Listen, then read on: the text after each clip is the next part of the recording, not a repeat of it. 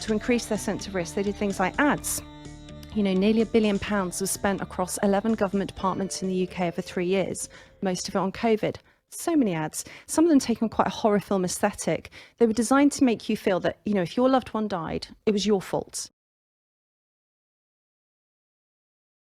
Wow, there's so much to pick up on there. But I'm going to go back to your first point, that you approach this with good faith. And I think that's really important, because when I wrote the book, there were a lot of people that just said to me, well, why? Why would the government use fear?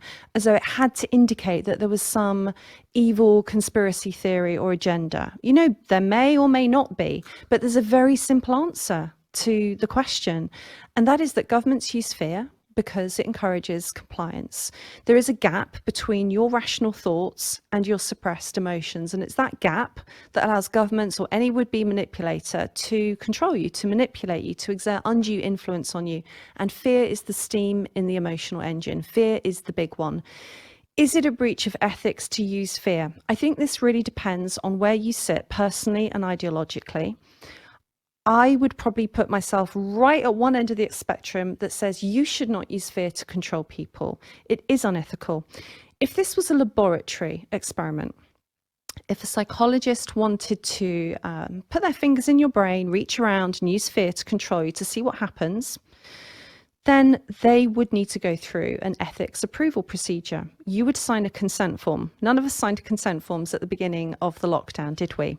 And what's more, at the end of the experiment, they would make sure that you left happy. You know, you would probably watch a rom-com and have a slice of chocolate cake. They wouldn't send you out a gibbering wreck with COVID anxiety syndrome. There was never any end to this. The advisors that I interviewed for A State of Fear, the ones who spoke to me on the record and those who spoke to me anonymously, I asked them all, what is the plan for de-escalating fear? And there was no plan.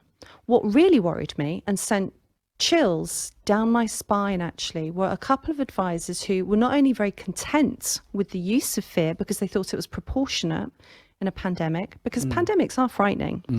But they said, well, hang on a minute, why would we de-escalate fear? We will move from this to the next crisis, which is climate.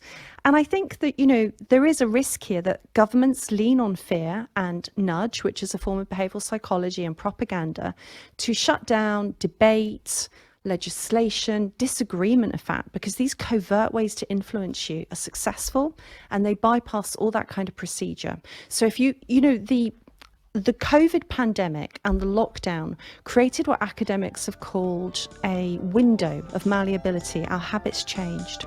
And that meant we were ripe for more change.